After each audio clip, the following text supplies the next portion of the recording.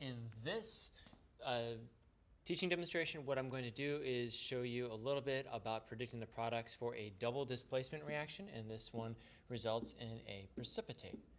So this kind of reaction here, your mean old chemistry teacher gave you sodium sulfate and lead-2 nitrate as two things that are reacting both in the aqueous phase and did not give you the product. So it's our job to predict the products. Well, in this kind of reaction, what happens is this double displacement. Our sodium ions are going to trade places with our lead ions. So our sodium is going to come over here and partner with our nitrate. Our lead is going to come over here and partner with our sulfate. So those two things are going to switch places, making lead sulfate and sodium nitrate. And you might notice that we've got two sodium atoms here and we've got two nitrate atoms here, but we only have one sodium over here and one nitrate over here. That's the correct formula for sodium nitrate, but we still have an imbalance, which means we need to balance this equation.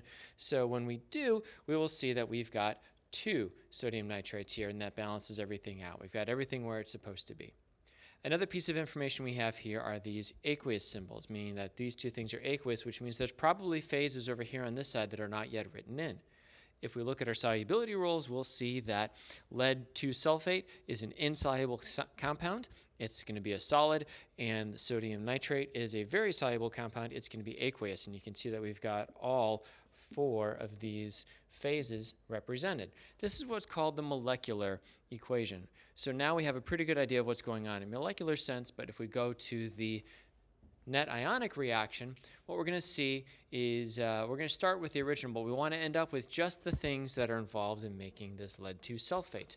So first thing we need to do is we need to break these ions up into what they're made of. Remember, when these things are aqueous, they're not floating around as sodium sulfate, they're floating around as sodium ions and sulfate anions. And this 2 right here means that we've got two sodium ions floating around. So there are two there associated with that sulfate. And this 2 here means that we've got two nitrate atoms, anions, floating around. On this other side here, we do not break up lead-2 sulfate. That's a solid. It stays as it is. And then we've got two sodium nitrates, and that 2 goes in front of both the sodium and it goes in front of the nitrate, meaning that two of those ions in both situations end up splitting off. You might notice that we've got a few things that appear on both sides of this arrow, and when we start to cross some of those out, like the sodium and the nitrate on this side and the sodium and the nitrate on this side, we're left with just a few things here. We're left with lead and sulfate coming together to make lead sulfate. One of the easy things to see is if that's my solid, my net ionic equation is only going to have the things that contribute to making that solid. If we rewrite this neatly, and we commonly put the cation first, the anion second, what we end up with is lead-2 and sulfate coming together to make lead sulfate. That's our net ionic equation. So there are a few things that help when you look at these things.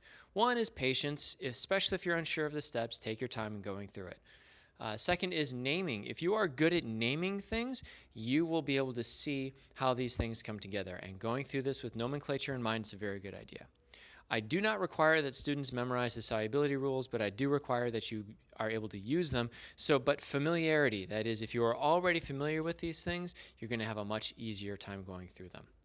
That's it for today. I hope you had a good experience. Feel free to watch this several times, and I look forward to seeing you in class.